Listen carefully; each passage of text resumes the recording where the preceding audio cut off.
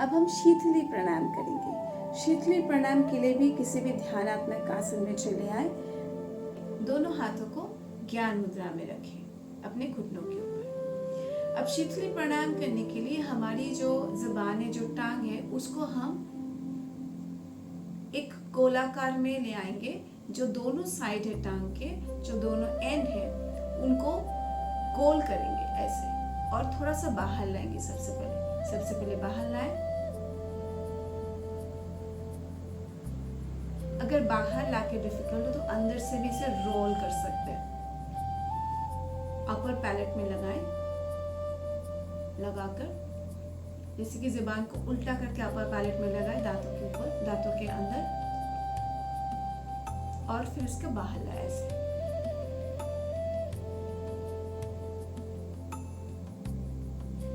ये पाइप के जैसे इसको बनाना है। अब ये एक बार बन जाने के बाद यहीं से सांस लेना है। सबसे पहले सीधे बैठेंगे, चेस्ट को एक्सपैंड रखते हुए, और फिर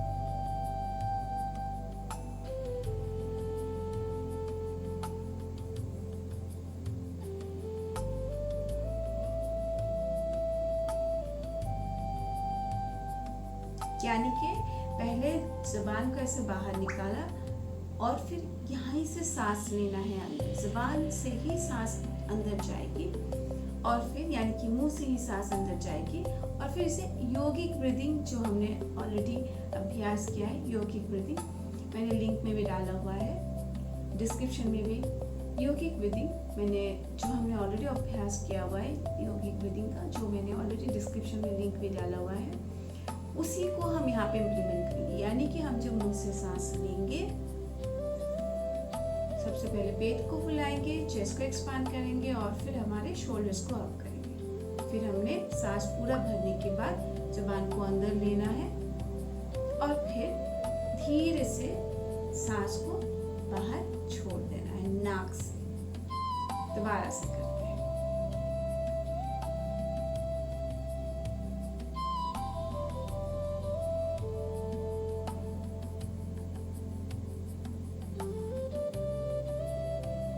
और इस अभ्यास को, इस प्राणायाम को अक्सर यूज किया जाता है आसनों के बीच में या फिर एक्सरसाइज के बीच में, क्योंकि आसन या एक्सरसाइज के बीच में जब हमें प्यास लगती है तो पानी पीना बिल्कुल भी सही नहीं होता है, हेल्थ के लिए बहुत ही हानिकारक होता है। तो उस टाइम पे अगर सहा ना जाए, लगे कि हम एडजस्ट नहीं कर पा रहे, हमें पानी की ज़रूरत है, तो हम इस प्राणायाम को कर सकते हैं।